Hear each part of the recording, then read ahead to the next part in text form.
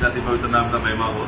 प्रभू येशू ख्रिस्ताच्या अति पवित्र नावाचा गौरव असो। प्रभु ने हमको एक और बार फिर से एक अच्छा सौभाग्य दिया है संगति करने के लिए। आणि प्रभूने अजून एक चांगलं सौभाग्य आपल्याला दिलेलं आहे प्रभूची संगती करण्याकरता। जो प्रतिदिन व्यक्तिगत रीति से प्रभु का संगति में बढ़ते रहेगा उसको सबके साथ भाइयों के साथ मिलकर संगति करने में ज्यादा आनंद मिलता है। आणि जो दररोज प्रभूच्या संगतीमध्ये चालत राहतो त्याला प्रभूच्या आपल्या बंधू लोकांसोबत अधिक जास्त आनंद मिळतो।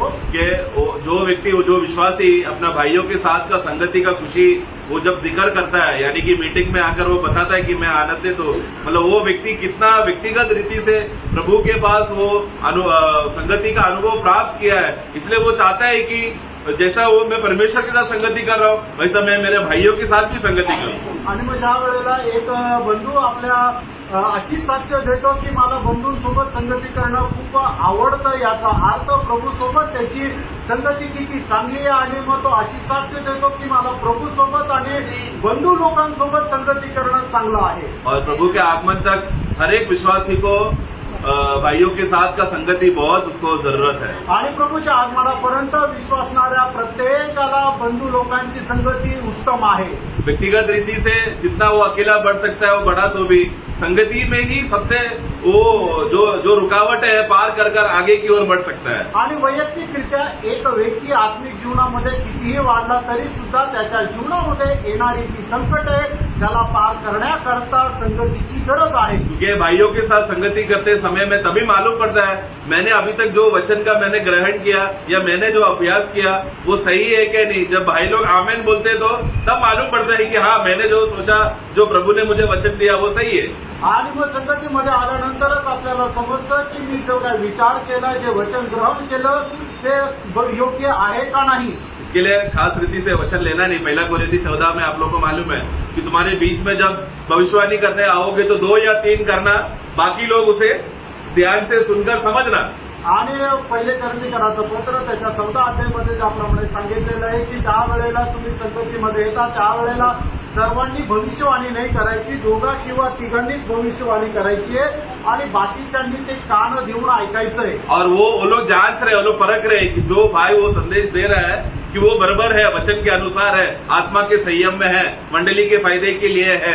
ये बात वो बैठ के सुनने वाले लोग क्या करते हैं, कन्फर्म करते हैं। आणि मग बसून ऐकणारे लोक काय करतात की जो बोलणारा भविष्यवाणी करणारा जो आहे तो देवाच्या वचनाच्या अनुसार आहे का नाही, मंडळीच्या आत्मिक उन्नती करता आहे का नाही हे ते पडताळतात। इसके लिए आज प्रभु ने फिर से हमको ऐसा एक मौका दिया कि अच्छा हम संगति करें। आणि याच्याकरता प्रभूने अजून एक आपल्याला संधी दिली की आपण चांगली संगती करावी। जब गीत सुन रहा था तो मेरे हृदय में एकदम प्रभु का वचन का कार्य कर रहा था, क्योंकि जैसा गीत में हमने गाया कि ये कांटों भरी डगर है आणि जसं गीतामध्ये आपण गायलं की हे काट्यांनी भरलेली वाट आहे और ये दुनिया संसार हमेशा हमको विश्वासियों को, खास रीति से जो नया जन्म पाए हुए विश्वासियों को हमेशा कांटों से भरा हुआ नजरिए से देकर हमें छुपाने के लिए ही कार्य करेगा। आणि जग आपल्याकडे पाहताना एकदम अशाच प्रकारे पाहतो की जेणेकरून आपल्याला काटे टोचावे।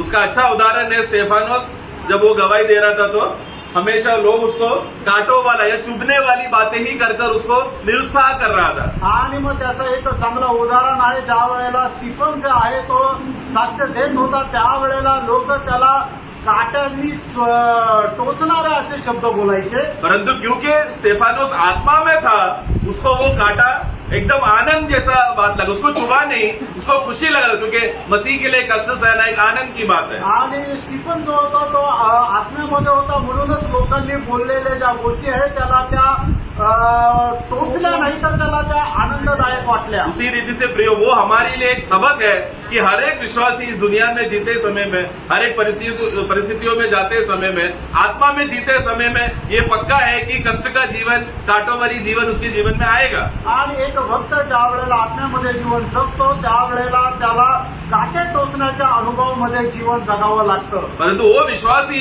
उसका मेच्योरिटी के हिसाब से, जैसा वो मसीह में बड़ा है उसके हिसाब से उसका एटीट्यूड रहेगा, उसका स्वभाव रहेगा जब वो काटा आता है। आणि त्याच्या जीवनामध्ये ज्या वेळेला काटा येतो त्यावेळेला तो आत्मिक जीवनामध्ये जेवढा प्रौढ झालेला असतो त्याप्रमाणे तो त्याला प्रतिक्रिया देतो। शारीरिक विश्वासी क्या बोलेगा, आणि जो शारीरिक विश्वासू आहे तो काय म्हणेल, प्रभु आज बहुत काटा हो गया, मुझे सहने नहीं हो रहा, बचाओ मुझे. आणि प्रभू आज खूप काटे झाले, मला ते सहन करणं शक्य नाही, मला वाचव. ये सब निकालो. आणि हे सर्व काढून टाक. परंतु एक पक्का आत्मिक विश्वासी क्या बोलेगा, आणि एक आत्मिक विश्वासू तो काय म्हणेल, प्रभु धन्यवाद कि आपको ये भाया कि मुझे इस प्रकार के रास्ते में चलाया आपने. आणि प्रभू धन्यवाद की तुला ते आवडलं की मला अशा प्रकारच्या मार्गामध्ये तू घेऊन चालला. प्रभु ये कांटे हटाओ, ऐसा मैं प्रार्थना नहीं करूंगा, लेकिन आपकी इच्छा में बने रहकर सहकर जाने के लिए आप मुझे कृपा देना. आणि हे काटे माझ्या जीवनापासून माझ्या मार्गातून दूर कर असं मी नाही म्हणत, तर हे काटे सहन करत तो प्रवास करण्याकरता तू मला सहाय्य कर. क्योंकि ये कांटे क्या कर रहे हैं, मेरे बढ़ोतरी का एक कारण बन रहा है. आणि हे काटे काय आहे की मला आत्मिक जीवनामध्ये वाढ होण्याचं कारण होत आहे. परंतु जब मैं निराश हो जाता हूं तो वही कांटा मेरे लिए रुकावट बन जाता आणि है. ज्या वेळेला मी निराश होतो त्यावेळेला तेच काटे माझ्या जीवनाकरता अडखळण होतात. तो इसके लिए प्रियो ऐसा कभी भी कांटे रुकावट नहीं बनना है, बल्कि वो हमारे फायदे के लिए होना है करके ऐसा हमें ग्रहण करके स्वीकार कर प्रभु को हर बात में धन्यवाद देना है. काटे आपल्या जीवनाचा अडखळण नको व्हायला तर ते आपण स्वीकार करून पुढे जायचं असा आपल्या जीवनाचा उद्देश राहिला पाहिजे. तो वो क्या है, जब भी हमारा शारीरिक स्वभाव आत्मिक स्वभाव से ज्यादा बढ़ जाता है तो तब वो रास्ता अपने आप कांटे जैसा बन जाता है.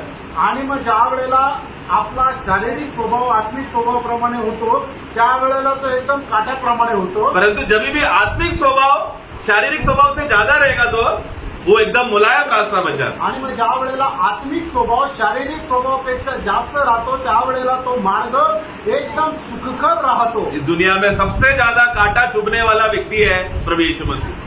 आणि या जगामध्ये सगळ्यात जास्त काटे कोणाला जर टोचलेले आहे तर तो प्रभू येशू ख्रिस्त आहे. उसको अपने घर वालों ने उसको कांटा चुभाया, त्याच्या घरच्या लोकांनी त्याला काटा टोचले उसको नजरेत के गांव वालों ने उसको कांटे चुभाया, आणि नसरेतच्या गावकरी लोकांनी त्याला काटे टोचले इसराइल पूरा राष्ट्र उसको कांटा चुभाया. आणि इस्रायल राष्ट्रांनी त्यांना काटे टोचले उस समय का अधिकारी लोगों ने, रोम को अधिकारी सेना लोगों ने उसको कांटा चुभाया. आणि रोमचे जे सेनाधीश होते त्यांनी सुद्धा त्याला काटे टोचले. और वचन में परिपूर्ण हो गया सोचने वाले फरीसी लोग, सदुकी लोग, महायाजक तक भी कांटा बनकर उसके लिए रुकावट हुआ.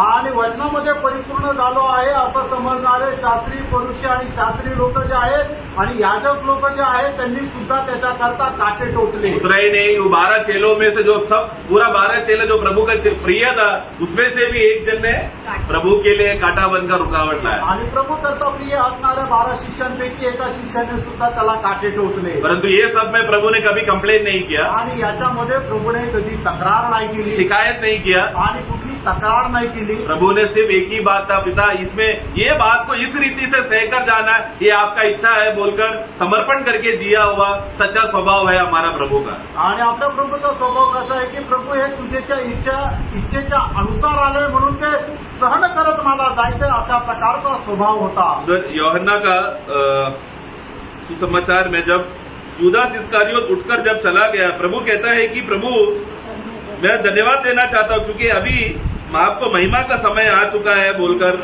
यूहन्ना का पुस्तक उसका 17 अध्याय में,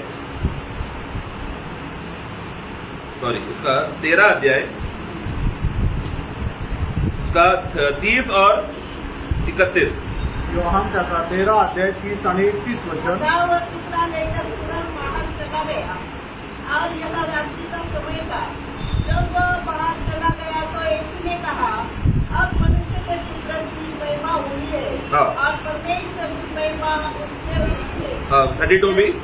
यदि उसमें परमेश्वर की महिमा हुई है तो परमेश्वर भी अपने में उसकी महिमा करेगा हाँ. और तुरंत करेगा. हाँ, यूदास किधर गया? आणि यहुदा कुठे गेला? एक नया कांटा लगाने के लिए गया. एक नवीन काटा टोचण्याकरता गेला. प्रभु के लिए, प्रभु जो सेवा कर रहा है उसको सेवा के लिए रुकावट के लिए कारण बनने के लिए हो गया. आणि प्रभूच्या सेवेकरता तो अडखळण बनण्याकरता गेला. तो प्रभु ये नहीं प्रार्थना कर रहे, प्रभु देखो ना रुकावट बन रहा है, प्रभु हटाओ, ऐसा बोलकर प्रार्थना नहीं किया यीशु ने. आणि प्रभू येशू ख्रिस्ताने ही प्रार्थना नाही केली की हे माझ्यापासून दूर जाऊ दे. परंतु उसने क्या प्रार्थना किया कि इसमें पिता आपका इच्छा है ताकि आप महिमा हो सके, ऐसा समय आ चुका है. आणि पित्याचा गौरव होईल अशी वेळ आलेली आहे. उसी रीति से हमारे जीवन में भी हर एक परिस्थितियां प्रियो हमारे लाभ के लिए है, हमारे फायदे के लिए है. आणि तशाच प्रकारे आपल्या जीवनामध्ये येणारी प्रत्येक प्रतिकूल अवस्था आपल्या फायद्याकरता आहे. वचन के मनन के लिए आज हम लोग यूहन्ना का सुसमाचार अध्याय 14 उसका 4, 5 और 6 पढ़ेंगे। योहान त्याचा 14 अध्याय 4, 5 आणि 6 वचन। जहाँ मैं जाता हूँ हाँ तुम वहाँ का मार्ग जानते हो। तोमा ने उससे कहा, एक प्रभु हम नहीं जानते कि तू कहाँ जा रहा है, तो मार्ग कैसे जाने। यीशु ने उससे कहा, मार्ग सत्य और जीवन मैं ही हूँ, बिना मेरे द्वारा कोई पिता के पास नहीं पहुँच सकता। 4 फिर से पढ़ना। जहाँ मैं जाता हूँ हाँ तुम वहाँ का मार्ग जानते हो। हाँ नहीं वो मराठी में पढ़ना 4। मी जातो तिकडचा मार्ग तुम्हाला ठाऊक आहे। हाँ वो है इंग्लिश में है, मैं जिधर जा रहा हूँ वो तुम लोगों को मालूम है और जिस रास्ते से जा रहा हूँ वो भी तुम लोगों को मालूम है। ऐसा 2 बार मुझे मालूम है करके बोला। मैं जिधर जा रहा हूँ वो तुम लोगों को मालूम है। Where I go you know end the way you know. मैं जिधर जा रहा हूँ वो तुम लोगों को मतलब दो बातें वहां पर बोला गया। एक है मैं जिधर जा रहा हूँ, मैं किधर जा रहा हूँ, मैं पिता के पास जा रहा हूँ, और उस जाने का मार्ग भी कौन सा है वो भी तुम जानते हो। आणि या ठिकाणी प्रभू येशू ख्रिस्त म्हणतो की मी कुठे जात आहे तुम्हाला माहित आहे। प्रभू येशू ख्रिस्त कुठे जात आहे तर पित्याकडे जात आहे आणि तो जाण्याचा मार्ग काय आहे तोही तुम्हाला ठाऊक आहे असं म्हणत आहे। इस रीति से प्रभु वहां पर अपना दिल का एक बहुत बड़ा ख्वाहिश अपने चेलों को बताना चाहता है। और प्रभु कैसा बता रहा है, ये मानो कि ये बात चेलों को ऑलरेडी मालूम है, उस रीति से प्रभु बता रहा है। आणि मग शिष्यांना प्रभू अशा प्रकारे सांगत आहे की त्यांना ते अगोदरच माहित आहे। परंतु उसके जवाब में तोमा क्या जवाब दे रहा है, आणि त्याच्या उत्तरात तोमा काय म्हणत आहे। तोमा ने उससे कहा, हाँ। हे प्रभु हम नहीं जानते हाँ कि तू कहाँ जा रहा है। देखो तू कहाँ जा रहा है, हम नहीं जानते। और आगे तो मार्ग कैसे। देखो 2 बात आया। देखो इधर कहाँ जा रहा है मतलब पिता की ओर जा रहा है वही हमको नहीं मालूम, तो मार्ग कैसा मालूम पड़ेगा। आणि तोमा या ठिकाणी म्हणत आहे की तू कुठे जाते आम्हाला माहित नाही तर आम्हाला त्याचा मार्ग कसं काय समजेल। प्रभु एक बहुत बड़ा भेद यहाँ पर बता रहा है। उस समय में उन लोगों को समझने के लिए तकलीफ होगा, परंतु आज प्रभु का आत्मा की मदद से हम जब ये वाक्य पढ़ते समय में आत्मा की मदद से हम ये समझ सकते हैं। आणि प्रभूने त्या ठिकाणी खूप मोठी गोष्ट सांगितली। त्यावेळेच्या लोकांना ही गोष्ट समजण्याकरता कठीण होतं, पण आपण जे आत्मा प्राप्त झालेले लोक आहोत आपल्याला हे समजण्याकरता काही अडचण नाही। परंतु उस समय ये जब बात बोलते समय में ये हर एक इजरायली फटाक से ये बात को कनेक्ट कर सकता है, क्योंकि ये रास्ता का प्रकटीकरण ऑलरेडी उनको पुराने नियम में दिया गया है। आणि मग इस्रायल लोकांना या गोष्टीचं प्रगटीकरण जुन्या करारामध्ये दिलेलं आहे। अगर वो लोग फटाक से वो कनेक्शन अगर जोड़ लेता तो यहाँ पर तोमा को भी ये ऐसा जवाब देने का जरूरत नहीं था। आणि मग त्यांनी प्रभू जे काय बोलला ते जर जुन्या करारामध्ये परमेश्वराने जे सांगितलं होतं त्याच्याशी जर लिंक केलं असतं तर मग तुम्हाला असा प्रश्न विचारण्याची गरज नसती पडली। पुराने नियम में ऐसा कौन सा जगह है जहाँ पर उस रास्ते से जाएंगे तो पिता के पास पहुंच जाएगा। आणि जुन्या करारामध्ये अशी कुठली जागा आहे की त्या मार्गामध्ये गेलं तर मग पित्याच्या जवळ जावी। जो मालूम है हाँ यस टैबरनाकल, यस विलाप वाला तंबू करेक्ट। आणि निवास मंडळ जो टैबरनाकल में महायाजक क्या करेगा, बाहर के आंगन से सीधा अति पवित्र स्थान में जब जाएगा वहां पर वो क्या करता है, परमेश्वर का शकीना ग्लोरी यानी कि परमेश्वर स्वयं वहां पर है का उपस्थिति महायाजक अनुभव करता है। आणि महायाजक अंगणामधून ज्या वेळेला अतिपवित्र स्थानामध्ये जातो त्या ठिकाणी त्याला पवित्र परमेश्वराची ती गौरवयुक्त उपस्थिती अनुभव करायला भेटते। तो उस बात को अगर हम लोग हिंट लगाकर कनेक्शन इसमें करेंगे तो कहाँ को जा रहे हैं प्रभु, आणि मग त्या गोष्टीचा संदर्भ घेऊन जर आपण पाहिलं तर प्रभू येशू ख्रिस्त कुठे जात आहे, अति पवित्र स्थान में पिता परमेश्वर की उपस्थिति में। आणि अतिपवित्र स्थानामध्ये पिता परमेश्वराच्या उपस्थितीमध्ये। उसका रास्ता तुम लोग जानते हो क्या, आणि त्याचा मार्ग तुम्हाला ठाऊक आहे का। एक ही रास्ता है, एकच मार्ग आहे, एक ही मार्ग है, एकच मार्ग आहे। आंगन से सीधा उसको आंगन पवित्र स्थान अति पवित्र स्थान ऐसा सीधा जाने वाला एक ही मार्ग है जो अति पवित्र स्थान में पिता की उपस्थिति में पहुंचाता है। आणि अंगण पवित्र स्थान आणि अति पवित्र स्थान हा एकच मार्ग आहे की जो पिता परमेश्वराच्या उपस्थितीमध्ये पोहोचवतो। वाक्य 4 आप लोग समझे क्या, आणि 4 वाक्य समजले का। यीशु ने कहा येशू ख्रिस्ताने म्हटलं कि मैं पिता को मिलने जा रहा हूं, मैं तुम लोग जानते हो कि मैं कहाँ जा रहा हूं और किस मार्ग से मैं जा रहा हूँ ये तुम लोग जानते हो। आणि प्रभू येशू ख्रिस्त अशा प्रकारे म्हणता, मी कुठे जात आहे तुम्हाला ठाऊक आहे आणि कुठल्या मार्गाने जात आहे हे तुम्हाला ठाऊक आहे. तो परंतु वो लोग को ग्रहण करने नहीं हुआ, लेकिन प्रभु वास्तव में मिलाप वाला तंबू यानी कि टैबरनेकल उस समय का मंदिर के विषय में प्रभु वहां पर दर्शा कर कहना चाहता है कि क्योंकि प्रभु ही है, फिर उसके बाद वो अर्थ प्रभु बता रहा है वो मार्ग और कोई नहीं, मैं ही हूँ. आणि मग त्याच्या पुढे प्रभू येशू ख्रिस्त सांगत आहे की तो जो मार्ग दुसरा कोणी नाही तर मीच आहे. क्योंकि प्रभु अभी क्या कर रहा है, आणि आता प्रभू काय करत आहे, अभी वो तंबू का जो भी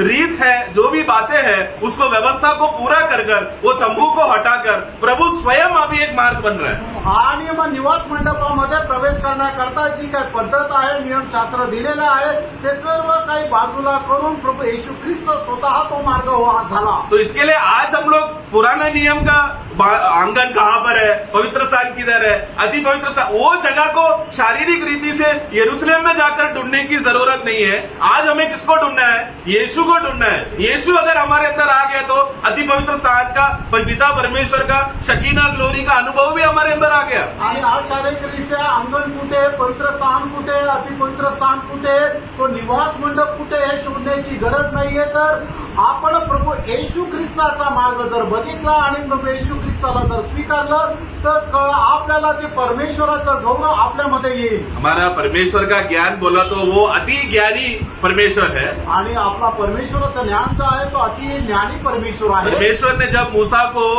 निर्गमन का पुस्तक उसका 25 का 40 में मूसा को जब वो बात कहते समय में, निर्गमन 25 अध्याय त्याच्या 40 वचनामध्ये, और सावधान रहकर हाँ। इन सब वस्तुओं को उस नमूने की समान बनवाना हाँ। जो तुझे इस पर्वत पर दिखाए गए. देखो जो नमूना मैंने तुझे पर्वत पे दिखाया है वही तुझे भूमि में आकर बनाना है. आणि जो नमुना मी तुला दाखवलेला आहे तोच तू त्या पृथ्वीवर जाऊन बनवायचा आहे. नमूना यहाँ पर उसका अर्थ क्या है, इंग्लिश में पैटर्न लिखा, यानी कि एक ब्लू प्रिंट है वो. जैसे एक घर बनाने के टाइम में हम लोग पहला क्या करते हैं, इंजीनियर लोग एक ब्लू प्रिंट बनाते, बड़ा इमारत का एक डुप्लीकेट जैसा छोटा नमूना बनाते हैं, उसको देखकर असली बनाते हैं. आपण कुठलीही इमारत बनवायच्या अगोदर तिचं एक छोटं स्वरूप म्हणजे एक छोटं मॉडेल बनवतो, हा. त्याला म्हटलं जातं हे एक नमुना. मॉडल को कैसा बोलेंगे हिंदी में, नमूना ही हो गया, ठीक है. तो नमूना वो पॉइंट आप समझने के लिए, तो वो नमूना क्या है, एक छोटा सा मॉडल है, एक छोटा सा चीज है जो असलियत को दिखाने के लिए, एक छाया को बनाकर दिखाने के लिए वो अर्थ को बताता है. आणि मग नमुना म्हणजे काय आहे की जी वास्तविक बनवायला जाणार आहे त्याचा एक छोटासा पॅटर्न, एक नमुना जो आहे तो बनवला जातो. प्रभु तब परमेश्वर तभी से ही मूसा को जब वो ये बातें जो पहाड़ में उसने देखा वो भूमि पर आकर बनाना है करके नमूना जब प्रभु बता रहा था मूसा को, प्रभु परमेश्वर का मन में तभी क्या चल रहा है, ये नमूना को एक दिन हटाया जाएगा और स्वयं मेरा पुत्र वो रास्ता बन जाएगा. आणि मग ज्या वेळेला परमेश्वर मोशेला तो निवास मंडप कसा बनवायचा त्याचा एक नमुना दाखवत होता, त्यावेळेला पिता परमेश्वराची इच्छा काय होती की एक दिवस माझा पुत्र हा स्वतः एक नमुना राहील. हाँ नहीं, वो नमूना को हटाएगा और वो स्वयं वो रास्ता बन जाएगा. आणि हा तो नमुना जो आहे तो बाजूला करून तो स्वतः तो एक मार्ग होईल. तो जैसा यूहन्ना बपतिस्मा को परमेश्वर ने जब भेजा कि आने वाले का प्रभु परमेश्वर का मार्ग बताने के लिए आया है, किस रीति से मसीहा कौन है करके पहचान सके, उसी रीति से पुराने नियम में तंबू क्या था उसको पहला दिया गया था ताकि लोग पहचाने कि वो लोग कितने निकम्मे हैं और उनको एक उद्धारकर्ता चाहिए करके. आणि ज्याप्रमाणे बाप्तिस्मा देणाऱ्या योहानला प्रभू येशू ख्रिस्ताच्या पुढे पाठवलं होतं की जेणेकरून त्याने त्याचा मार्ग तयार करावा आणि लोकांना सांगावं की पाठीमागून जो येणारा आहे. त्याचप्रमाणे प्रभू येशू ख्रिस्ताने निवास मंडप जे आहे तो इस्रायल लोकांना दिला होता की जेणेकरून त्यांना समजावं की ते किती निकृष्ट आहे. तो यीशु मसीह इस दुनिया में आया, जो बातें पुराने नियम में जो भी नमूना था, जो भी छाया था, वो सब बातों को पूरा करके नमूना और छाया को हटाकर वो स्वयं ही वो मार्ग बन जाए, वो स्वयं ही एक सत्य बन जाए और वो स्वयं ही जीवन बन जाए. आणि प्रभू येशू ख्रिस्त या जगामध्ये आल्यानंतर काय कशासाठी आले की जुन्या करारामध्ये परमेश्वराने इस्रायल लोकांना ज्या ज्या गोष्टीचा नमुना दिला होता, ज्या ज्या गोष्टीची छाया दिली होती, ते सर्व काही प्रभू येशू ख्रिस्तामध्ये ती छाया आणि तो नमुना पूर्ण व्हावा आणि मग स्वतः प्रभू येशू ख्रिस्त त्यांच्या करता एक मार्ग व्हावं, एक सत्य व्हावं आणि एक जीवन व्हावं. पुराने नियम में जब यहूदी लोगों को जब प्रभु बुला खास रीति से लेवी गोत्र को जब याजकीय सेवा के लिए जब प्रभु बुलाता है, आणि प्रभू जुन्या करारामध्ये याजकाची सेवा करण्याकरता लेवी लोकांना ज्या वेळेला पाचारण करत असे, वो सेवा के लिए उनको जीवन चाहिए ताकि वो मंदिर के अंदर सेवा कर सके. आणि त्याच्याकरता त्यांना जीवन पाहिजे की जेणेकरून त्या मंदिरामध्ये त्यांनी सेवा करावी. इसीलिए प्रभु ने छाया में उनको वस्त्र दिया. आणि म्हणूनच एक छाया म्हणून प्रभूने त्यांना वस्त्र दिले. तो जब भी याजक लोग सेवा करने आएगा तो वो लोग वो वस्त्र पहन कर ही आ सकता है. बिना वो यूनिफॉर्म जो याजकीय वस्त्र नहीं है तो वो लोग सेवा नहीं कर सकता. आणि मग याजक लोक मंदिरामध्ये सेवा करण्याकरता ज्या ज्या वेळेला जायचे त्यांना ते याजकीय वस्त्र परिधान करूनच जावं लागायचं. उनको मार्ग क्या है? उन लोग को एक ही मार्ग है, पीछे से आजू बाजू से नहीं आ सकता. आंगन से चलकर पवित्र स्थान में आना है और पवित्र स्थान से महायाजक क्या करेगा? अति पवित्र स्थान में जाएगा. ये मार्ग के अलावा दूसरा कोई मार्ग नहीं इस्तेमाल करना. आणि मग त्यांना त्या ठिकाणी जाण्याकरता कुठून पाठीमागून आजूबाजूने नाही जायचं, तर समोरून अंगणामधून पवित्र स्थानामध्ये आणि पवित्र स्थानामधून अतिपवित्र स्थानामध्ये जायचंय. और सत्य क्या है? आणि सत्य काय आहे? पवित्र स्थान में वहां पर रखा हुआ दीपट के नीचे रखा हुआ जो शो ब्रेड जो रोटी है, वो रोटी खाने से याजक लोगों को ज्ञान और बल मिलता है मंदिर का काम का सेवा करने के लिए. वचन सत्य यानी कि वचन. आणि सत्य काय आहे की दिव्याच्या खाली ठेवलेली जी भाकर आहे ती भाकर खायची आहे आणि ती भाकर म्हणजे काय? ते परमेश्वराचं वचन. तो वो सब उसी मंदिर के अंदर ही मिलाप वाला तंबू के अंदर ही से ही वो लोग रहते हैं. उसके बाहर उनको कोई लेना देना नहीं है. संसार में क्या चल रहा है उनको कोई लेना देना नहीं है. सब बातें मंदिर के अंदर मिलाप वाला तंबू के अंदर ही उनका काम हो रहा है. आणि सर्व गोष्टी त्या निवास मंडपामध्येच आहे. त्यांना बाहेर जगामध्ये काय चाललं त्याच्याशी त्यांना कुठल्या प्रकारचा संपर्क नाहीये. परंतु अभी यीशु मसीह जब आया तो उन्होंने क्या किया?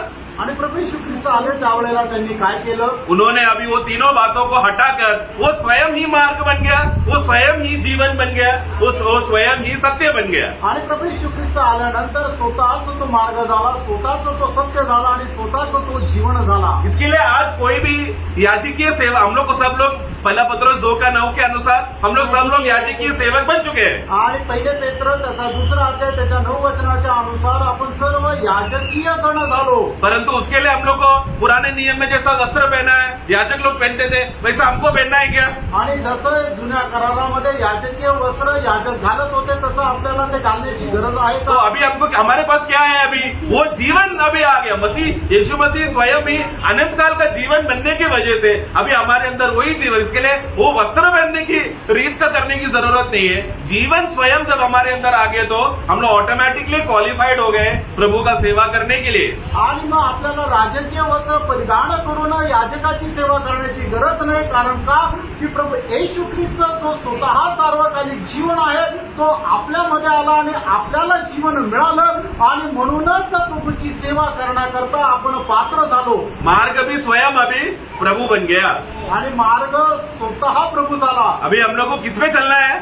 आणि आपल्याला आता कुठे चालायचं? जो व्यक्ति प्रभु में बना रहेगा वही प्रभु में चलते रहेगा, वही उसका मार्ग है. आणि जो व्यक्ती प्रभूमध्ये राहील तोच प्रभूमध्ये चालत राहील आणि त्याचा तोच मार्ग राहील. इसलिए अभी अब जिम्मेदारी हमेशा क्या लक्ष्य हमें रहना है कि क्योंकि अभी मैं याजकीय व्यक्ति बना हूं, मेरे अंदर याजकीय जीवन आ चुका है, प्रभु का जीवन आ गया है, तो प्रभु छोड़कर और कोई अन्य मार्ग में मैं जाऊंगा नहीं, मैं भटकूंगा नहीं, सिर्फ प्रभु में ही बना रहूंगा. ये लक्ष्य हमारा प्रभु का आगमन तक बने रहना है. आणि प्रभूच्या आगमनापर्यंत आपला उद्देश हाच राहिला पाहिजे की आपण प्रभूच्या त्या मार्गामध्ये चालत राहावं आणि सेवा करत राहावं. और फिर उसी प्रभु जो सत्य है, प्रभु ने जो हमको सत्य का वचन दिया है, उसी सत्य का वचन को हम लोग भोजन करना है, उसको भाग लेते रहना है, उसको खाते रहना है, ताकि हम उसके द्वारा जिए. आणि मग ते सत्याचं वचन जे भोजन आपल्याला दिलेलं आहे ते खात राहून त्याच्याद्वारे आपण जीवन जगावं. इसके लिए यीशु मसीह को स्वयं ही मनुष्य रूप में आकर जब प्रभु यहाँ पर आया, वहाँ उस समय में मंदिर से भी बड़ा कौन था? है कि नहीं? प्रभु ने क्या? मंदिर से भी बड़ा मैं हूँ. आणि प्रभू येशू ख्रिस्ताने काय म्हटलं की या मंदिरापेक्षाही जो मोठा आहे तो मी आहे. तो मंदिर को प्रभु हटाकर प्रभु स्वयं कौन हो गया? परमेश्वर का निवास करने वाला अति पवित्र स्थान में जहाँ पर परमेश्वर का शकीना महिमा जो उपस्थित रहता है, वो स्वयं यीशु देहधारी होकर चल रहा है. आणि मग प्रभू येशू ख्रिस्त कोण झाला की त्या अतिपवित्र स्थानामध्ये पवित्र परमेश्वराचा जो गौरव उतरून येत असेल तर ते स्थान स्वतः प्रभू येशू ख्रिस्त झाला. इसके लिए ये आवश्यकता था पुराने नियम का जो छाया है, जो सिर्फ एक छाया की रीति से एक मॉडल जैसा दिखता था, उसको हटाने के बाद ही असलियत स्थापना हो सकता है. आणि म्हणूनच जुन्या करारामध्ये जी काही छाया दिलेली होती ती सर्व काही बाजूला करूनच वास्तविक रूप येऊ शकतं. हाँ, हम लोग उसके विषय में इब्रानियों का पुस्तक 8 का उसका 5 में हम पढ़ते हैं. इब्रिकराचं पत्र 8 अध्याय त्याच्या 5 वचनामध्ये आपण वाचतो. वे स्वर्ग में की वस्तुओं का प्रतिरूप हाँ. और प्रतिबिंब की सेवा करते हैं. हाँ. जैसे जब मूसा तंबू बनाने पर था हाँ. तो उसे यह चेतावनी मिली. हाँ. देख जो नमूना तुझे पहाड़ पर दिखाया गया था हाँ. उसके अनुसार सब कुछ बनाना. हाँ, देखो जो हम लोग ने निर्गमन 25 का 40 में हमने जो पढ़ा, वही वाक्य को इब्रानी दास वही वाक्य को लेकर क्या बोल रहा है, वो जो नमूना जो दिखाया था वो क्या है, वो सिर्फ एक कॉपी है, वो सिर्फ एक छाया है, असलियत नहीं है. असलियत प्रभू यीशु मसीह आएगा, वो पुराने को हटाएगा और वो खुद नया बन जाएगा. आणि मग ज्या निर्गमन त्याचा 25 अध्याय त्याच्या 40 वचनामध्ये आपल्याला जे वाचलं त्याचाच संदर्भ घेऊन या ठिकाणी इब्रिकराचा लेखक काय म्हणत आहे की तुम्ही ते पाहिलेला जो निवास मंडप आहे ते वास्तविकता नाहीये, तर ती एक सावली आहे. पण वास्तविकता काय आहे, स्वतः प्रभू येशू ख्रिस्त आहे. कोलोसियों का पुस्तक 2 का 17. कलसीकराचं पत्र 2 अध्याय त्याचं 17 वचन. क्योंकि ये सब आने वाली बातों की छाया है. हाँ. पर मूल वस्तु मसीह की है. हाँ, मूल ओके, उसको मराठी में ही पढ़ना. यात आम्ही पुढे होणाऱ्या गोष्टीच्या छाया आहे. छाया आहे. शरीर तर ख्रिस्ताचे आहे. शरीर, हाँ, वो जो मूल वस्तु करके जो शब्द लिखा है ना हिंदी में, उसको ब्रैकेट में शरीर करके लिखो. सब्सटेंस जो इंग्लिश में सब्सटेंस लिखा है, ब्रैकेट में बॉडी लिखना. परंतु शरीर किसका वध होने वाला था? यीशु मसीह का. पुराना नियम सब क्या है? छाया है. असलियत प्रभू का जब टूटेगा, प्रभू जब वध होगा, तब असलियत स्थापना होगा. आणि बस जुन्या करारामध्ये दिलेल्या सर्व गोष्टी एक सावली आहे. पण वास्तविकता काय आहे की ज्या वेळेला प्रभू येशू ख्रिस्ताचं शरीर सुटल्या जाईल त्यावेळेला सर्व गोष्टी खऱ्या त्या प्रगट होतील. तो जैसा प्रभु यीशु मसीह का शरीर अर्पण किया जाएगा, पुरानी बातें जो छाया थी वो हट जाएगी, वो मिट जाएगी. प्रभु ने जो स्थापना किया वो खुद जो प्रभु स्वयं है वही भी टिका रहेगा, वही बना रहेगा. आणि मग जुन्या करारामध्ये दिलेल्या सर्व गोष्टी त्या सावली आहे. पण ज्या वेळेला प्रभूचं शरीर अर्पण करण्यात येईल त्यावेळेला स्वतः प्रभू येशू ख्रिस्त प्रत्येक गोष्टीची वास्तविकता राहील. इब्रानियों का पुस्तक 10 का पहला वाक्य का सिर्फ पहला भाग, शुरुआत का भाग. इब्रिकराचं पत्र 10 अध्याय त्याच्या पहिल्या वचनाचा सुरुवातीचा भाग. क्योंकि व्यवस्था हाँ. इसमें आने वाली अच्छी वस्तुओं का प्रतिबिंब है, पर उसका असली रूप नहीं, असली स्वरूप नहीं.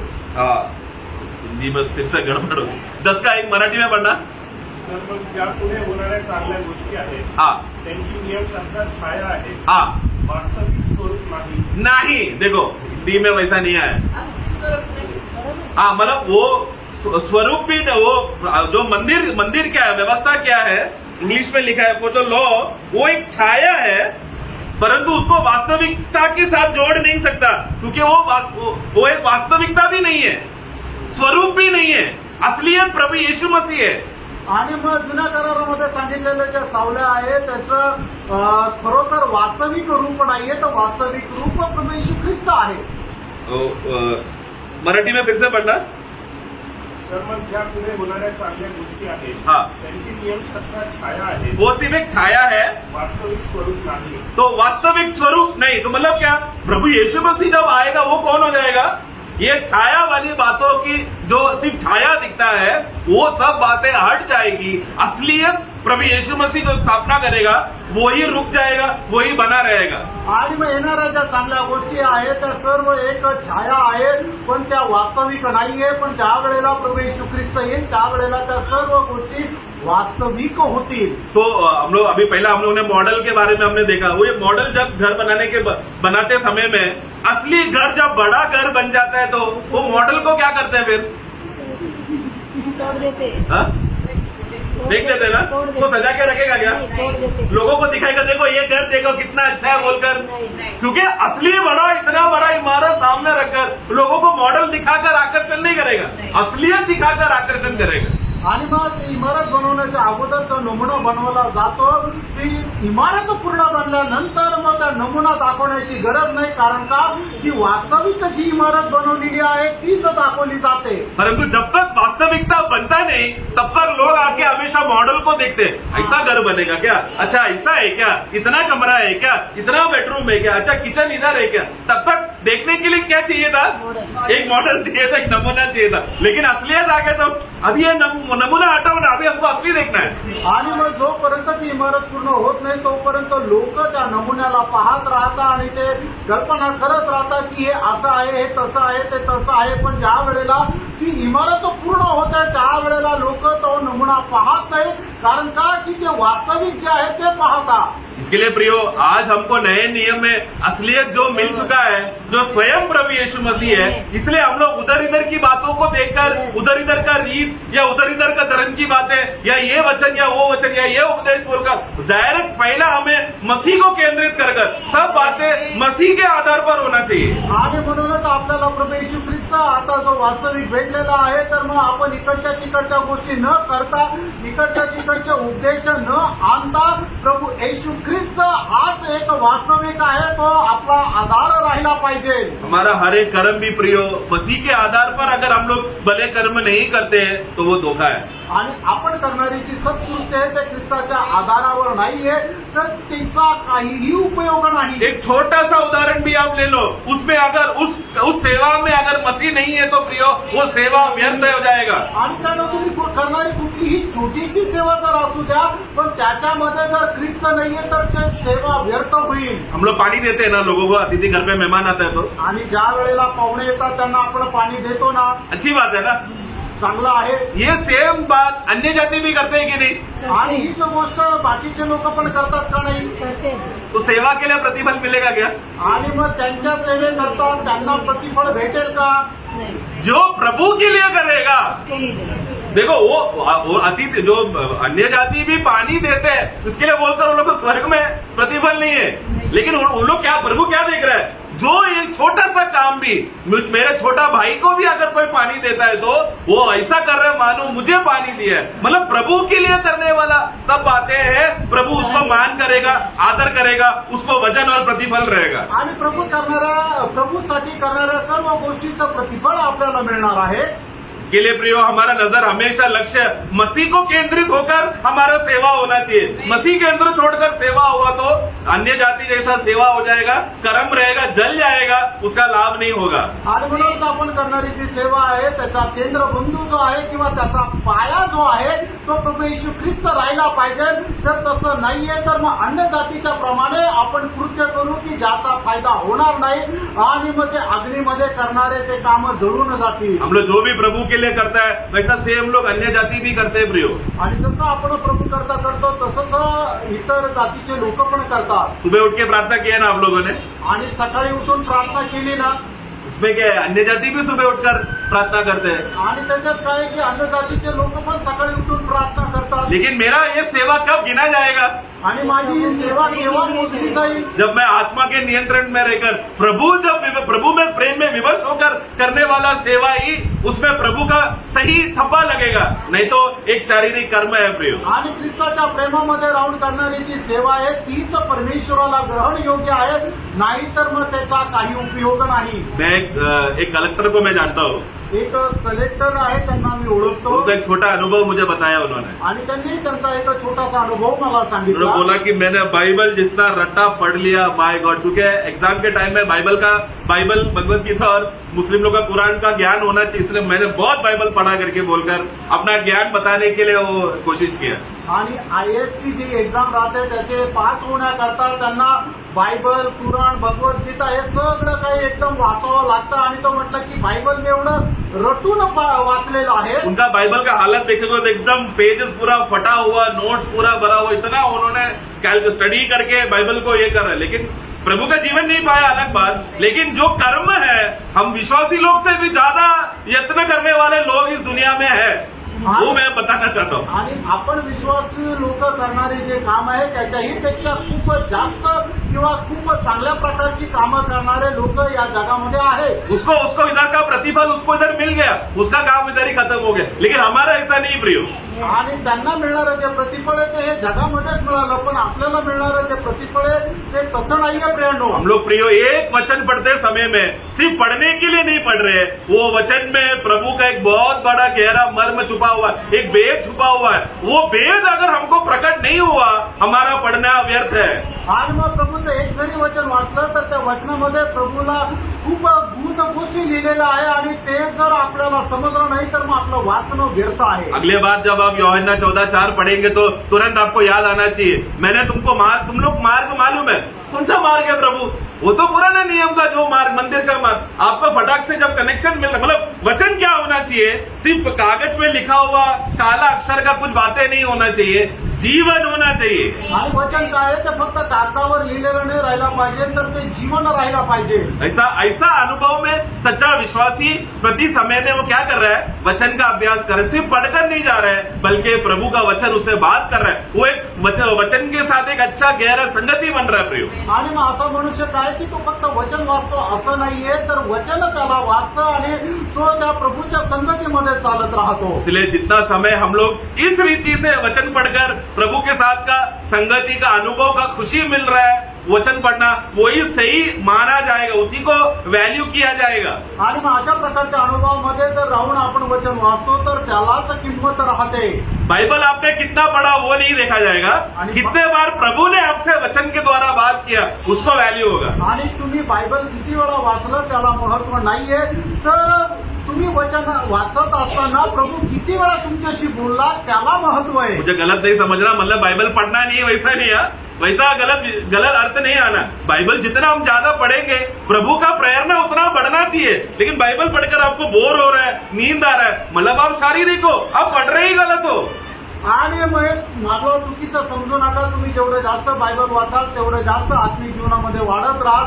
पण जर बायबल वाचून जर तुम्हाला कंटाळा येतोय, झोप येतेय, याचा अर्थ काय आहे की तुम्ही बाइबल वाचून तुमचा काहीच उपयोग नहीं। इसके लिए प्रियो हमें उस अवस्था से हमें हटना है, वो नया जन्म के अंदर ही। इसलिए वो पढ़ने वाला व्यक्ति का अवस्था मालूम पड़ रहा है कि नया जन्म हुआ है या नहीं, मैं मेरा माता पिता को खुश करने के लिए मैं बाइबल पढ़ रहा हूँ या प्रभु का आदर और सम्मान में प्रभु में बढ़ने के लिए बाइबल पढ़ रहा हूँ करके वो फर्क मालूम पड़ेगा। आणि मग एक व्यक्ती ज्या वेळेला बायबल वाचतो त्याच्याद्वारे हे समजतो की खरोखर तो आत्म्यामध्ये वाचतोय का शरीरामध्ये वाचतोय, की तो प्रभूला प्रसन्न करण्याकरता वाचतोय का जगाच्या लोकांना प्रसन्न करण्याकरता वाचतोय। पुराने नियम में एक व्यक्ति ने सचमुच एक मार्ग को सपने में देखा, आणि जुन्या करारामध्ये एका व्यक्तीने खरोखर मार्ग जो आहे तो आपल्या स्वप्नामध्ये पाहिला। याकूब ने वो जगह को बेतल करके नाम, हम लोग उसका उत्पत्ति का पुस्तक 28वां अध्याय पहिला सिर्फ 11 और 12 पढ़ना।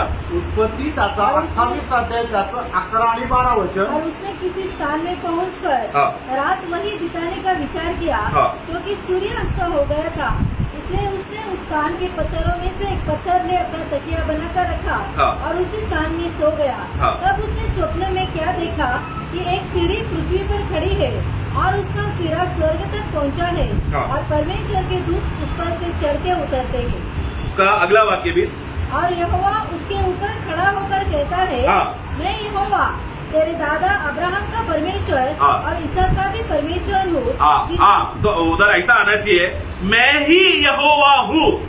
जैसा यीशु ने यूहन्ना 14 में कहा ना, मैं ही मार्ग सत्य जीवन हूँ, आई एम द लॉर्ड, मैं ही वो परमेश्वर हूँ जो तुम्हारा पूर्वजों को मिला। वही सेम शब्द यीशु चेलों को, 12 चेलों को वहां पर यूहन्ना 14 में कह रहा है। आणि ज्याप्रमाणे या ठिकाणी परमेश्वर याकोबाला म्हणत आहे की मीच परमेश्वर आहे, त्याप्रमाणे प्रभू येशू ख्रिस्त योहान 14 आणि त्याच्या 6 वचनामध्ये म्हणतोय की मार्ग सत्य आणि जीवन मीच आहे। हाँ, वो तो वहां पर याकूब एक बहुत बड़ा सपना में वो दर्शन देगा कि एक बड़ा सीढ़ी है, उसमें से स्वर्गदूत उतर रहे और चढ़ रहे हैं। आणि मग याकोबाने स्वप्नामध्ये एक शिडी पाहिली की त्या शिडीमधून स्वर्गदूत वर चढत आहे आणि खाली उतरत आहे. उसका 16 और 17 भी पढ़ेंगे. त्याचं 16 आणि 17 वचनही वाचूया. तो याकूब जाग उठा हाँ. और कहने लगा, निश्चय इस स्थान में यहोवा है हाँ. और मैं इस बात को न जानता था. हाँ. और भय खाकर उसने कहा, हाँ. यह स्थान क्या ही भयानक है. हाँ. यह तो परमेश्वर के भवन को छोड़ हाँ. और कुछ नहीं हो सकता. Correct. हाँ. वरन यह स्वर्ग का फाटक ही है. हाँ, देखो ये जगह परमेश्वर का भवन छोड़ और कुछ नहीं बल्कि स्वर्ग का फाटक है, स्वर्ग का मार्ग है ये. आणि हा स्वर्गाचा मार्ग किंवा स्वर्गाचा दरवाजा आहे. तो वो मार्ग जो हम लोग उत्पत्ति हम लोग यूहन्ना में पढ़ रहे कि पिता की ओर का मार्ग मैं ही हूँ जो यीशु बोल रहा है, उसका एक झलक याकूब ने स्वप्न में सीढ़ी के द्वारा देखा. आणि मग प्रभू येशू ख्रिस्त जे सांगतोय की मार्ग मीच आहे, म्हणजे पिता परमेश्वराकडे पोहोचण्याकरता जो मार्ग आहे तो मीच आहे, त्याची एक छाया, एक सावली या ठिकाणी याकोबाला दर्शनामध्ये मिळाली. इसका पूर्तिकरण आपको मालूम है. यीशु ने नतानिएल को क्या कहा? यूहन्ना का सुसमाचार उसका 1 का 50 एंड 51. योहान त्याचा पहिला अध्याय त्याचं 50 आणि 51 वचन. यीशु ने उसको उत्तर दिया, हाँ. मैंने तुमसे कहा कि मैंने तुझे अंजीर के पेड़ पे तले देखा. हाँ. क्या तू इसीलिए विश्वास करता है? हाँ. तू इससे भी बड़े बड़े काम देखेगा. इससे भी बड़ा काम देखेगा. फिर उसने कहा, हाँ. मैं तुमसे सच सच कहता हूँ हाँ.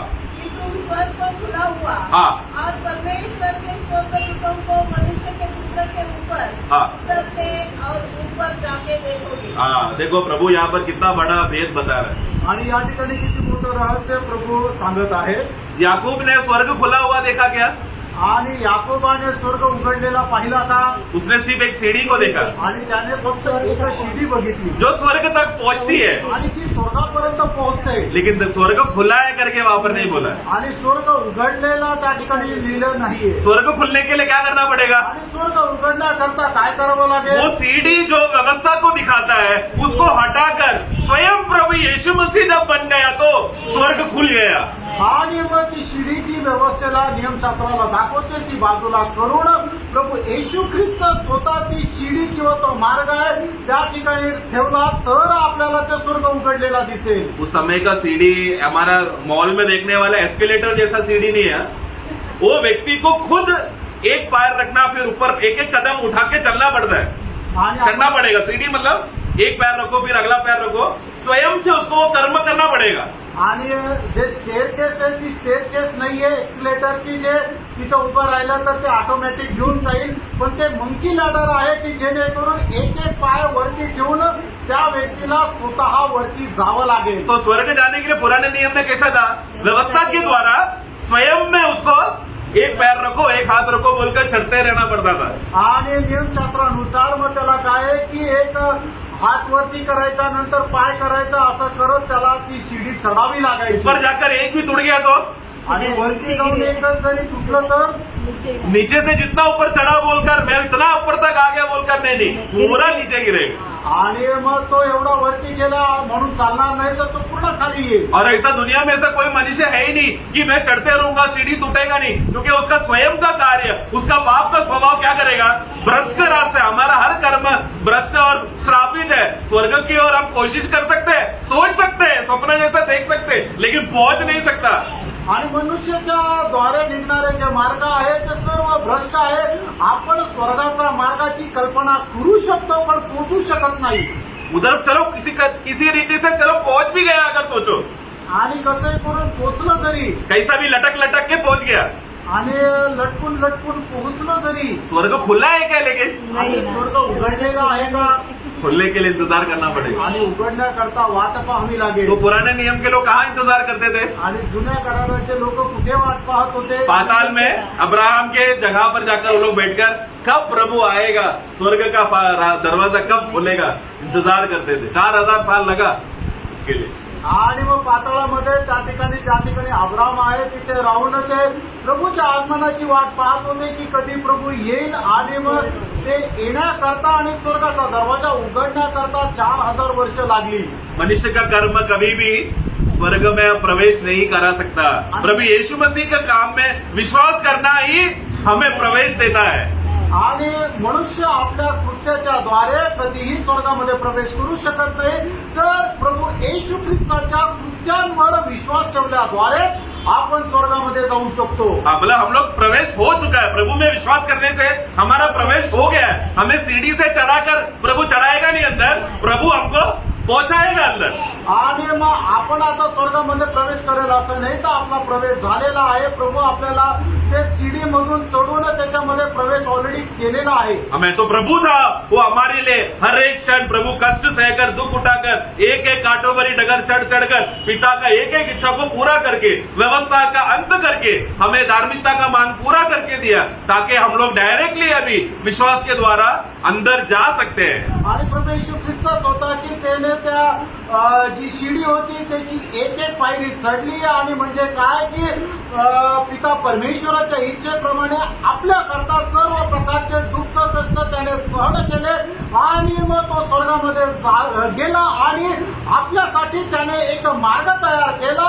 आणि मग आपण त्याच्यावर विश्वास ठेवल्याद्वारे डायरेक्ट आपण त्या ठिकाणी पोहोचू शकतो. इसके लिए प्रिय प्रभु यीशु मसीह, आज जिन्होंने भी अगर प्रभु यीशु मसीह को स्वीकारा नहीं है, आज है आपका दिन, सुसमाचार का दिन, वो खुशखबरी का दिन आज है. क्योंकि स्वर्ग में आपको प्रवेश कराने का, जो भर्ती करने के लिए एडमिशन देने वाला प्रभु यीशु मसीह पे विश्वास करो, आप तुरंत अंदर रहोगे, बाहर से देखोगे नहीं, अंदर रहोगे. आणि मग ज्यांनी कोणी अजूनपर्यंत प्रभू येशू ख्रिस्तावर विश्वास नाही केला त्यांच्या करता सांगायचं आहे की प्रभू येशू ख्रिस्ताने तुमच्या करता स्वर्गाचा मार्ग तयार केलेला आहे, स्वर्ग उघडलेला आहे. तुम्हाला फक्त त्याच्यावर विश्वास करायचा आहे की जेणेकरून तुम्ही ते पाहणार नाही तर आतमध्येही प्रवेश कराल. वो मार्ग है प्रभु यीशु मसीह, आणि तो मार्ग आहे प्रभू येशू ख्रिस्त. और वो जो उस मार्ग को पा लिया है उसमें बने रहकर प्रतिदिन प्रभु उनको सत्य में बलवंत कर चलाने वाला, सच्चा वचन देकर पाल पोषण करने वाला हमारा प्रभु और एक सच्चा चरवाहा है, जो हमें प्रतिदिन दररोज हमें संभालते रहता है. आणि मग ज्यांनी कोणी तो मार्ग प्राप्त केलेला आहे प्रभू त्याच्या वचनाच्या द्वारे आत्मिक जीवनामध्ये त्यांना वाढवत राहतो आणि बल संपादन देत राहतो. बस 5 मिनट में और लेता हूँ. पुराने नियम में और एक छाया है, जो वो है केरूब. आणि जुन्या करारामध्ये अजून एक छाया आहे गरुड. केरूबिम. हा, गरुड. करूबा. तो ये चेरुबिम्स को जब हम लोग मंदिर के मिलाप वाले तंबू में भी ये केरूबिम्स को बनाया जाता है. आणि निवास मंडपामध्ये सुद्धा त्या करूबांना बनवलं जातं. मैं वो जो कृपासन के बारे में नहीं बोल रहा हूँ, वहाँ पर पवित्र स्थान और अति पवित्र स्थान के बीच में एक पर्दा बनाया है.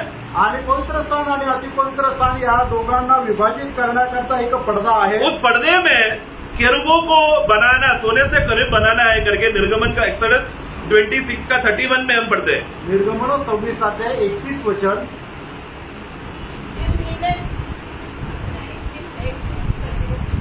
फिर नहीं है नीले क्या? बैंगनी और लाल रंग की बटी हुई सूक्ष्म सनी वाले कपड़े का हाँ। एक बीच वाला पर्दा बनवाना. हाँ, वह कढ़ाई के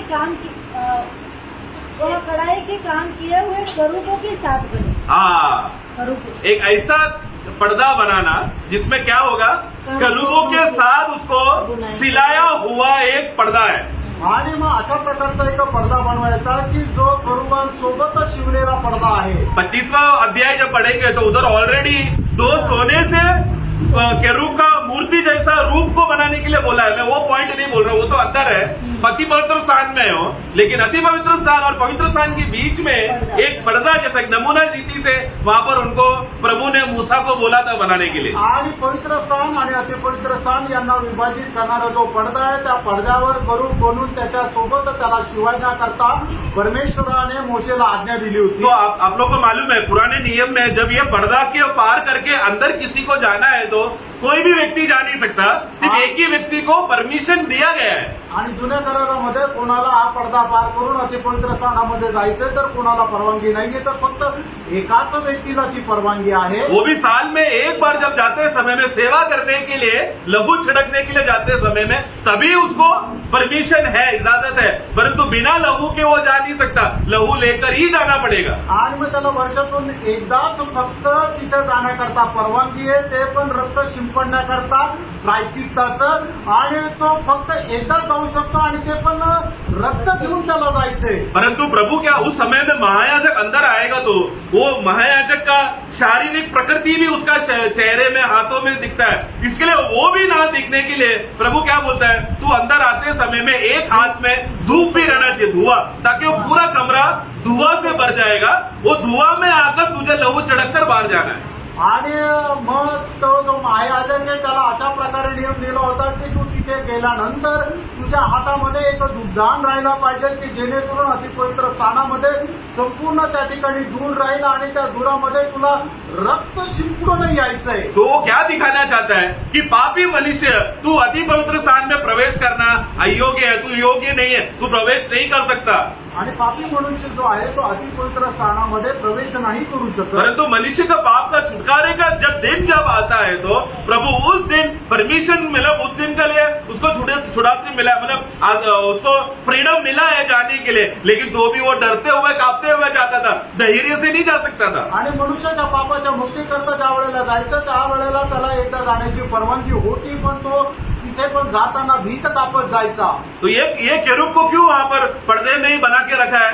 आणि करूब त्या पडद्यावर का लावलेले राहायचे? ताकि परमेश्वर उनको उत्पत्ति में किया हुआ जो पाप है आदम ने, वो गड़बड़ी को याद दिलाने के लिए वहां पर प्रभु ने मूसा को बोला था कि वो पर्दा में केरूब को बना के रखना, केरूबिम्स बनाना। आणि आदम आणि हवेने एडन बागेमध्ये केलेलं जे पाप आहे त्याच्या स्मरणार्थ लोकांना त्या ठिकाणी स्मरण यावं याच्याकरता त्या ठिकाणी ते करूब लावलेले तो होते। महायाजक जब धूप और लहू लेकर अंदर जाएगा, वो पहला वो केरूबों को देखेगा, आणि महायाजक ज्या वेळेला धूप आणि रक्त घेऊन आतमध्ये जाईल त्याच्या अगोदर त्या पडद्यावर लावलेले ते करूब तो पाहिल, और वो अंदर ही अंदर सोचेगा मैं अभी अंदर जा रहा हूं लेकिन बाहर आना मेरा गारंटी नहीं है, क्योंकि न्याय, वो पर्दा क्या दिखा रहा है, एक न्याय है वहां पर जो केरूब को रखा है, मतलब एक न्याय वहां पर रखा है। अगर मैंने कुछ भी गलती किया, अयोग्य रीति से कुछ भी किया, उधर ही तुरंत मैं मर जाऊंगा। आणि करूब काय दाखवतो की परमेश्वराचा न्याय दाखवतो, म्हणूनच काय आहे की तर महायाजक त्या ठिकाणी जात असताना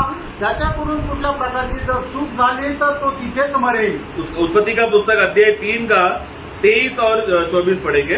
उत्पत्ति त्याचा 3रा अध्याय त्याचं 23 आणि 24 वचन। इसलिए यहोवा हाँ। परमेश्वर ने उसको हाँ। अदन की वाटिका में से निकाल दिया हाँ। कि वो उस भूमि पर खेती करे हाँ। जिससे वह बनाया गया था। हाँ। इसलिए आदम को उसने निकाल दिया और जीवन के वृक्ष के मार्ग का पहरा देने के लिए, देखो ध्यान से पढ़ना, जीवन का वृक्ष का मार्ग में एक रास्ता था, एक मार्ग था जो जीवन के वृक्ष की ओर जाता था, वहां पर पहरा देने के लिए हाँ। एदन की वाटिका की पूर्व की ओर हाँ। करूब को हाँ। और चारों ओर घूमने वाली ज्वाला में तलवार को भी युक्त कर दिया। हाँ, क्यों? ताकि कोई भी वहां पर आया तो मनुष्य आया, जीवन का वृक्ष खाना है करके बोलकर आया तो तुरंत वहां पर वो मनुष्य के ऊपर मृत्यू का न्याय आएगा। आणि त्या ठिकाणी परमेश्वराने जीवनाच्या झाडाच्या पहारे करता त्या ठिकाणी करूब आणि मग ज्वालामय तलवार असे जे उभे केलेले होते की जेणेकरून कुठला मनुष्य ते जीवनाच्या झाडाचं फळ जर खाण्याकरता आला तर त्याचा संहार करतील। परंतु क्रूस में जब प्रभु यीशु मसीह जोर से जब चिल्लाया, मतलब सारा मनुष्य जात का पाप को जब यीशु के ऊपर डाला क्रूस पे, वो जोर से चिल्लाया। जैसे ही उन्होंने जोर से चिल्लाया क्या हो गया? पर्दा। मंदिर का पर्दा जो वहां पर केरूब है, जो न्याय को दिखाता है, ऊपर से नीचे फटकर प्रभु कहता है अभी कोई भी केरूब और तलवार को मेरे लोगों के ऊपर न्याय करने के लिए अधिकार नहीं है। आणि मग ज्या वेळेला वधस्तंभावर प्रभू येशू ख्रिस्ताने आपला प्राण सोडला त्यावेळेला काय झालं की तो मंदिरामध्ये असणारा जो पडदा आहे की ज्याच्यावर करूब आहे तो वर पासून खालपर्यंत फाटला गेला आणि त्याचा अर्थ हा आहे की आता माझ्या लोकांचा न्याय करण्याचा अधिकार कोणाला नाही। तो वहां पर देखो उत्पत्ति में वो वाक्य को ध्यान से पढ़ेंगे ना, प्रभु ने उनको बगीचा से निकाला और भूमि में भेजा करके लिखा है। आणि मग ते वचन जर आपण व्यवस्थित वाचलं तर मग आपल्याला वाचायला मिळतं की परमेश्वराने त्यांना त्या बागेमधून काढलं आणि जमिनीवर टाकलं। ऐसा क्यों लिखा है? असं का लिहिलंय? बगीचा भूमि में है ना? आणि बाग जी आहे ती पण जमिनीवरच आहे ना? नहीं। बगीचा भूमि में नहीं है, वो एक स्वर्गीय दुनिया में, आत्मिक दुनिया में है वो। आणि बाग जे आहे ती जमिनीवर नाही तर ती एक आत्मिक जगात आहे. वो आत्मिक दुनिया में उस समय का आदम और हव्वा को उन लोग के पास मौका, मतलब उन लोग क्योंकि निष्पाप होने के वजह से वो लोग भूमि के स्तर से आत्मिक दुनिया में जहां पर सिर्फ बगीचा रखा है वहां तक पहुंचने के लिए प्रभु उनको इजाजत दिया था. वो आदम और हव्वा उस समय में उनका शरीर में पाप नहीं है. पाप ना होने की वजह से वो लोग निष्कलंक और इनोसेंट होने की वजह से जीवन का वृक्ष खाने के लिए जो बगीचा के अंदर है, वो वहां पर भूमि में से बगीचे के अंदर प्रवेश करने के लिए प्रभु ने उनको एक दरवाजा बना के दिया था. आणि आदम आणि हवा जे आहे ते निष्कलंक आहे, त्यांच्यामध्ये कुठल्या प्रकारचं पाप नाहीये. पण जे जीवनाच्या झाड आहे त्या ठिकाणी जाण्याकरता प्रभूने त्यांच्याकरता एक दरवाजा बनवून दिला होता. मतलब एक रास्ता बनाया. दरवाजा बोला रास्ता. एक मार्ग बनवला होता. मैं 5 मिनट लेता हूँ कंफ्यूजन बस हटाने के लिए, लोगों में गलत फहमी ना हो. प्रभु ने बगीचा को कहाँ बनाया करके हम एक वाक्य पढ़ेंगे. उसका उत्पत्ति 2 का 8 पढ़ना. उत्पत्ति 2 अध्याय 8 वचन. और यहोवा परमेश्वर ने पूर्व की ओर हाँ अदन में एक वाटिका लगाई. हाँ. ईदन कहाँ पर है? ये कौन सा ईदन का बात चल रहा है? प्रियो, स्वर्ग में ईदन वाटिका है ना? हाँ, एक्लीसियंस में प्रभु शैतान के बारे में बताते समय में प्रभु वहां पर एक बात बोलता है, तू उस ईदन वाटिका में एक समय में था करके प्रभु लूसीफर को कहता है ना. एजेकियल मैंने क्या बोला, सॉरी, एजेकियल का पुस्तक में और इज़ाया में भी लिखा है, तू एक करूब है जो ईदन वाटिका में था. आणि तू एक करूब आहे जो एदन बागेमध्ये होता. वो किधर है? एजेकियल 28:30 में आणि रेफरेंस के लिए. हाँ पढ़ो जल्दी. त्याचं 13 वचन. तो परमेश्वर की अदन नामक बारी में था. हाँ, वो ये कभी की बात है, मनुष्य भी बनाने से पहले की बात है. आणि हे मनुष्याला बनवण्याच्या अगोदरची गोष्ट आहे. अभी ये ईदन वाटिका जहाँ पर आदम और हव्वा रहेगा वो कहाँ पर बनाया? फिर से पढ़ो वही 2 का. और यहोवा परमेश्वर ने हाँ, पूर्व की ओर अदन पूर्व की ओर, ईदन में पूर्व की ओर. देखो ईदन का पूरा वाटिका है, वो वाटिका में ईस्ट, गार्डन का ईस्ट में, मतलब वो वाटिका के अंदर है. मतलब ये स्तर भूमि में नहीं है, ये एक आत्मिक दुनिया है. वहां पर पूर्व में एक छोटा सा जगह आदम और हव्वा को प्रभु ने बगीचा बना के दिया जो आत्मिक दुनिया में. ये आत्मिक दुनिया में वो लोग उतरते थे, चढ़ते थे, आने जाने का उनको हो सकता था. आणि एदन बाग जी आहे ती पृथ्वीवर नाहीये तर ती एक आत्मिक जगामध्ये आहे. आणि आदम हवेला त्या ठिकाणी राहण्याकरता प्रभूने एक जागा दिली होती की तिथून ते पृथ्वीवर राहायचे आणि मग इकडे त्या स्वर्गीय स्थानामध्ये यायचे, अशी एक करायचे. तो वो आदम को प्रभु ने क्या किया जब वो लोग ने पाप करने के बाद? आणि त्या लोकांनी हाँ. पाप केल्यानंतर वो रास्ते से उन लोगों को बाहर निकलना. अभी वो रास्ता जब तक मिलेगा नहीं तब तक कोई भी ईदन वाटिका में जा नहीं सकता. आणि त्या मार्गातूनच त्यांना बाहेर केलं. आणि जोपर्यंत मार्ग मिळणार नाही तोपर्यंत एदेन बागेमध्ये कोणी जाऊ शकत नाही. स्वर्गीय दुनिया बोला तो हमेशा दरवाजा है ना, स्वर्ग से खोलना पड़ता है. यहाँ से कोई स्वर्ग का दरवाजा खोल नहीं सकता, वहां से खुलता है स्वर्ग का दरवाजा. आत्मिक दुनिया आणि आत्मिक जग जो आहे त्याचा दरवाजा आहे तो बाहेरून कोणी उघडू शकत नाही, तर तो फक्त आतूनच तो उघडतो. आदम और हव्वा को भूमि में डालने के बाद प्रभु ने वो वाटिका का दरवाजा अंदर से खींच के बंद किया. आणि मग आदम हवेला ज्या वेळेला पृथ्वीवर टाकण्यात आलं त्या वेळेला परमेश्वराने तो जो दरवाजा आहे तो आतून बंद केला. मतलब आत्मिक दुनिया से दरवाजा बंद है, इसलिए शारीरिक दुनिया से वो दरवाजा किधर है, जीवन का वृक्ष किधर है, कोई देख नहीं सकता क्योंकि शारीरिक दुनिया में है ही नहीं. आणि मग तो शारीरिक असल्या कारणाने तो आत्मिक दरवाजा त्यांना तो दिसूच शकत नाही. ऐसा किसी ने आपने कभी 6000 साल का हिस्ट्री में कोई न्यूज सुना है क्या? एक आदमी अचानक जलते हुए तलवार से मर गया, केरूबों को देखा, कोई न्यूज सुना है आपने? आणि 6000 वर्षापूर्वी कधी अशी बातमी ऐकली का की जळत्या तलवारीने त्याला मारण्यात आलं किंवा करूबाने त्याला मारण्यात आलं? ऐसा जादू बातें तो सिनेमा में होता है ना, असलियत में होता है क्या? आणि अशा प्रकारचे आश्चर्यकर्म हे फक्त पिक्चर मध्ये होतात, वास्तविकतात होतात का? क्यों ऐसा नहीं हो रहा? क्योंकि वो भूमि में ही नहीं है ना प्रियो. आणि असं का नाहीये? कारण हे पृथ्वीवर नाहीये. कुछ लोग बोलते हैं ईदन वाटिका इराक में है, ईरान में है, मेसोपोटामिया में है. उसका दरवाजा शायद उधर रहेगा, लेकिन वो अंदर से बंद करने की वजह से क्या हो गया, अभी वो दिखता नहीं. क्योंकि देखता है तो कौन वहां पर इंतजार कर रहा है? केरूब और तलवार वहां पर इंतजार कर रहा है, कोई जा नहीं सकता। मनुष्य, पापी मनुष्य वो दरवाजे के पास जा नहीं सकता। आणि लोक काय म्हणतात की ते इराणमध्ये, इराक आहे, मेसोपोटियामध्ये आहे, कदाचित दरवाजा तिथं असेल पण तो आतून बंद आहे, लोकांना तो दरवाजा दिसत नाही आणि जर गेलं तर त्याच्या पहारेकर जे आहे ते करूब आहे. परंतु वचन कहता है जो जयवंत है उन लोगों को मैं जीवन का वृक्ष का फल दूंगा। आणि जे जयवंत आहे त्यांना मी जीवनाच्या झाडाचं फळ. मतलब वो स्वर्ग का सबसे मीठा अमृत वाला फल रहेगा जो विश्वासियों को प्रभु दे रहा है। आणि मग ते स्वर्गाचं एकदम गोड फळ राहील जे प्रभू विश्वासणाऱ्याला देत आहे. उतना ही नहीं, एवढंच नाही, नवा यरूशलेम में अन्य जातियों को कोई जीवन का वृक्ष का पत्ते भी दिया जाएगा, उनको जो भी छोटा छोटा बीमारी का चंगाई मिलने के लिए। आणि नवीन यरूशलेममध्ये जे अन्य जातीचे लोक आहेत त्यांना जे आजार आहे ते बरं करण्याकरता जीवनाच्या झाडाची पानं सुद्धा दिले जातील. तो हमारा वो विषय अभी लेकिन क्या है कि प्रभु यीशु मसीह ही हमारा मार्ग है। आणि आपला विषय हा आहे की येशू ख्रिस्तच आपला मार्ग आहे. जैसा याकूब ने सपना देखकर बोला ये स्वर्ग जाने का फाटक है करके, जैसे उसने वो सपना देखकर बोल रहा है प्रियो, हम लोग बाइबल पढ़कर कोई सपना के पीछे नहीं जा रहा। प्रभु नया जन्म पाया हुआ विश्वासी के अंदर वास्तविकता में प्रभु उससे बात करता है। जो कोई भी नया जन्म पाया है आत्मा उसको बताएगा कि तू प्रभु का संतान है। आणि ज्याचा कोणाचा नवजन्म झालेला आहे त्याचा परमेश्वराचा आत्मा त्याच्या आत्म्याशी सांगेल की तू परमेश्वराचा पुत्र आहे. अभी हमारे पास क्या समय बचा है? कितना समय बचा है? आता आपल्याकडे किती वेळ उरला आहे? थोड़ा ही देर बाकी है। थोडाच वेळ बाकी ये आहे. कांटे की दुनिया में जब हम लोग चलते समय में तुरंत प्रभु जो हमारा वचन है उस सत्य को थामे रहना, प्रभु जो हमारा जीवन है उस जीवन में बढ़े रहना, ताकि प्रभु जो हमारा मार्ग है लक्ष्य अंत तक हम उसमें चलते रहे। आणि मग आपल्याकडे जो थोडा वेळ आहे या थोड्याशा वेळामध्ये प्रभू जो सत्य आहे त्या सत्याला थांबून पकडून राहायचं. प्रभू जे जीवन आहे त्या जीवनाला पकडून राहायचं की जेणेकरून प्रभू जो मार्ग आहे त्या मार्गावर आपण चालू शकू. प्रभु ने कहा मैं ही मार्ग सत्य और जीवन हूँ, आणि प्रभू येशू ख्रिस्ताने म्हटलं मार्ग सत्य आणि जीवन मीच आहे. मेरे अलावा कोई भी पिता की यार पहुंच नहीं सकता। आणि माझ्याशिवाय कुणीही पित्याकडे जाऊ शकत ये नाही. मार्ग तुम जानते हो।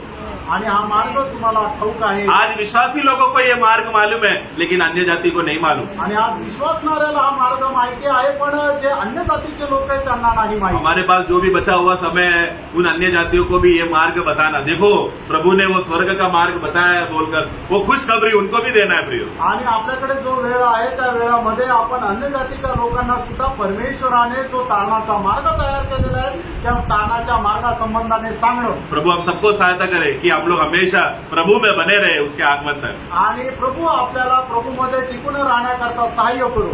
आमेन।